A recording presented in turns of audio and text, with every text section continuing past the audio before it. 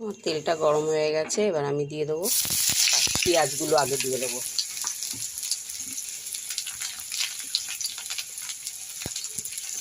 এক এক করে সবই দিয়ে দেবো। লঙ্কাগুলো পরে দেবো, কারণ আমার নাতনি যদি খায় ও খুব ঝাল লাগবে।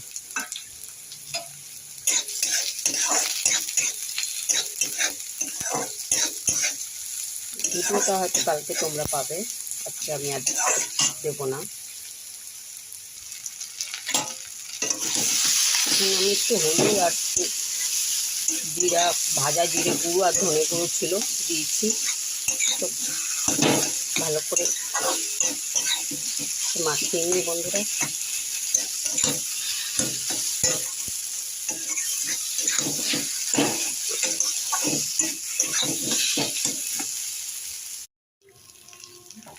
দেখো বন্ধুরা, এখানে আমার হয়েই এসছে ভাজা ভাজা। এবার আমি দিয়ে দেবো ধনে পাতা, ভালো করে ধুয়ে কুচিয়ে নিয়েছি।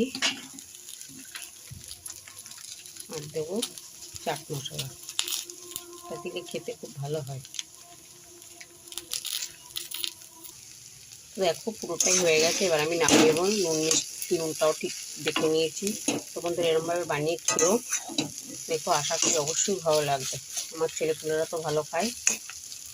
এবার একটু ঠান্ডা হলে আমি সব আটার ডো বানিয়ে নিই, কে কটা খাবে তারপর দেখাচ্ছি, আসছি পরে।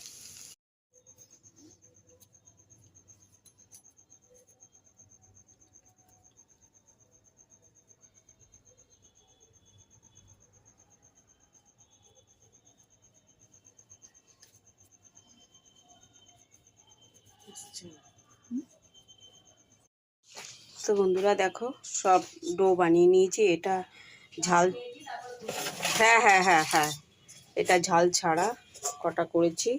আর এটার মধ্যে লঙ্কা আছে, কেউ ঝাল খায় কেউ ঝাল খাবে না। তো এখন বানিয়ে রাখলাম, পরে আবার ভাজবো পরে।